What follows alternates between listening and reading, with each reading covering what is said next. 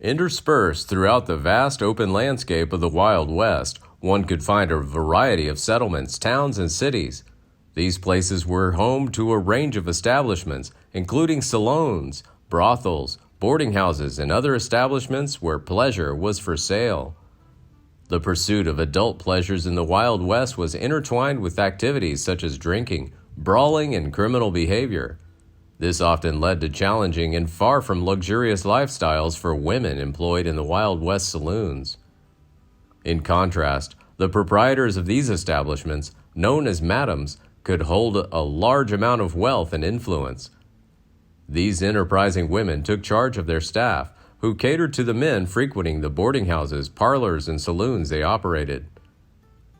The Wild West madams utilized a combination of their appearance, experience, and determined personalities to generate substantial profits. While some may have resorted to brutality methods, yet many displayed a remarkable sense of generosity and compassion in their endeavors. Remember to hit the like button because it helps us a lot. Don't forget to subscribe to the channel and press the notification bell to not miss the upcoming interesting videos. Old West madams were fierce businesswomen. Madams recognized how to make money and effectively utilized this skill. Varying degrees of success were achieved among these madams, and notable women like Mattie Silks and Jenny Rogers capitalized on their earnings to expand their enterprises, influence local politicians, and even add some legitimacy to their trade. At that time, Silks secured a liquor license in 1885, a permit rarely granted to such establishments. According to one account of Silks, her entry into the world of entertainment was purely driven by business motives. During that era, it offered a viable means for women to amass wealth, a goal she undeniably accomplished. Jenny Rogers, on the other hand, directed her profits toward bolstering Denver's irrigation and reservoir infrastructure, a strategic investment that yielded substantial returns.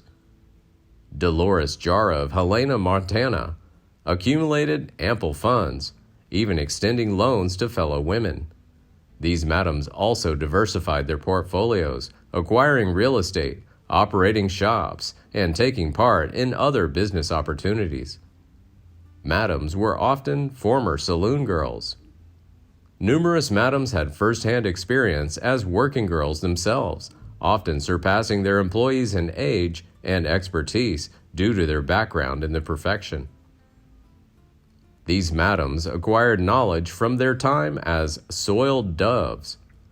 For instance, Madame Dora Dufresne, born Amy Helen Dorothea Bolshaw, initially made a living as a working girl and a performer. Her path eventually led her to establish a series of saloons and parlors across South Dakota during the late 1800s. Mattie Silks earned her reputation as the youngest madam in the West, taking on this role at the tender age of 19. Similarly, other madams such as Jessie Reeves and Laura Evans, these women leveraged their past experiences to shape their leadership styles, becoming renowned for their straightforward and resolute personas. They understood the importance of supply and demand. Madams in the Old West identified an unmet need and eagerly embraced the opportunity to address it. While certain segments of society held reservations about the operations of parlor houses, a significant portion of Western communities, including specific Native American tribes, acknowledged the vital role played by this trade. Gertrudis Barcelo, known as Madame Toules, recognized this, employing a combination of her gambling prowess and a feminine charm to obtain money to start an establishment in New Mexico during the mid-1800s.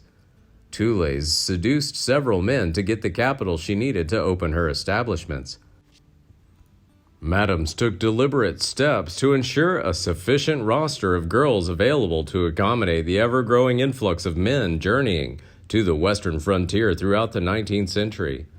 These enterprising proprietors strategically positioned their establishments in proximity to railroad lines, offering a warm reception to male travelers with a tempting combination of women, spirits, and entertainment. Old West madams dressed to impress. Madams of prominence in the Old West were meticulous in displaying their affluence and accomplishments, wore the finest clothes and elaborate jewelry. Their outward appearance served as a testament to the quality of their establishment. The finest establishments and boarding houses run by the likes of Jessie Reeves required proprietors who exuded a fitting demeanor and appearance.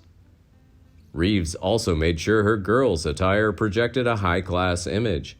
She often extended financial assistance to her staff, enabling them to acquire elegant garments, including hats, shoes, dresses, and gloves. Sadie Orchard, owner of a boarding house in New Mexico, admired the refined style of proper English women and imitated them. Meanwhile, Pearl DeVere, a madam in Cripple Creek, Colorado, with a background as a former dressmaker, she paraded through the Gold Camp with an embellished carriage, captivating the attention of all who beheld her. Each evening, she adorned herself in a distinct ensemble, a practice that aroused admiration and envy alike among both men and women who coveted her opulent lifestyle. They sometimes took clients too. A significant number of madams had previously worked as soiled doves, and a portion among them continued to engage in physical transactions. Madams, however, often served the most high-class clients, occasionally bartering their services for personal favors rather than straightforward currency exchange. Employing her allure to great effect, Madame Toules in New Mexico navigated her way to prominence, culminating in the opening of her inaugural establishment in 1841. Keeping a wealthy clientele paid off for madams who were able to gain substantial influence as a result. Belle Brezing, a notable figure from Lexington, Kentucky, and the inspiration for Belle Watling in Margaret Mitchell's Gone with the Wind, catered only to the classiest men. She gained a national reputation by pleasuring businessmen, military officers, and members of the aristocracy. Wild West madams gave back to their communities. In order to maintain public favor, many madams undertook community initiatives, establishing social welfare programs such as the provision of clothing and school supplies for underprivileged children, or contributing books to the local library. However, the reception of these charitable acts varied, with some charitable organizations displaying inconsistent attitudes. While they accepted monetary contributions and donations from madams, they often excluded them from social gatherings and refrained from extending formal recognition. Mindful of the need to maintain harmony with the local population and safeguard their enterprises, madams dutifully fulfilled their tax obligations. This adherence to tax responsibilities reflected their desire to avoid offending residents, jeopardizing their businesses. Among these philanthropic figures, Jessie Reeves stood out for her substantial contributions to the welfare of children and the homeless. Keeping the customers happy was key to success. To maintain a steady stream of returning patrons, madams had to ensure satisfaction. The most distinguished establishments featured well-dressed and attractive women, with plenty of booze and entertainment. Madams exhibited a dedicated commitment to fulfilling patrons' desires, offering blondes to men who preferred fair hair or supplying shapely women to men who liked them. Madams exercised their charm with finesse, engaging the men in jovial conversations, attentively listening to their self-aggrandizing stories.